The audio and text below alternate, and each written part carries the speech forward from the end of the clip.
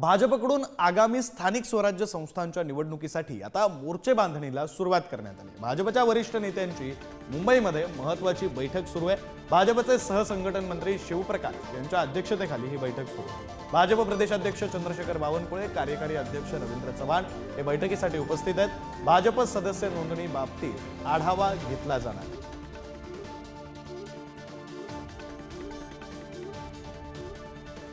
बातमी आपण पाहतोय आगामी निवडणुकांच्या पार्श्वभूमीवर भाजपने मोर्चे बांधणीला खरं तर काही दिवसांपूर्वीच सुरुवात केली आणि त्याच पार्श्वभूमीवर आज सुद्धा एक बैठक पार पडली।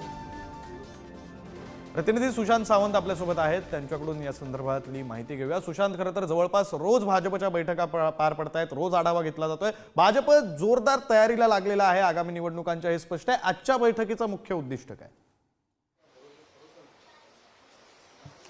अगदी खरं आहे विक्रांत, आपण जर बघितलं असेल तर भाजप नेहमीच वेगवेगळ्या बैठका जी आहेत ती भाजपकडून घेण्यात येतात। एक निवडणूक झाली की भाजप दुसऱ्या निवडणुकीची नेहमीच तयारी करते आणि त्यामुळे स्थानिक स्वराज्य संस्थांच्या निवडणुकीकडे आता भाजपने लक्ष केंद्रित केलंय।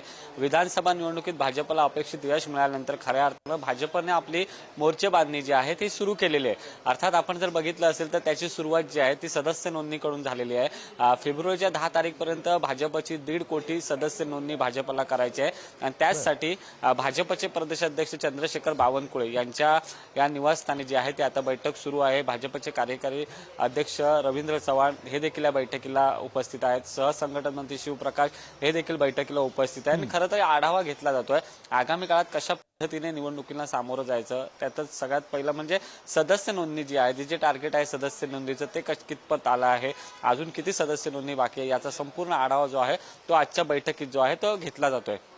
विक्रांत, बरं, या बैठकीकडे तुमचं लक्ष असू द्या। तुर्तास धन्यवाद दिलेल्या या सगळ्या सविस्तर तपशिलासाठी।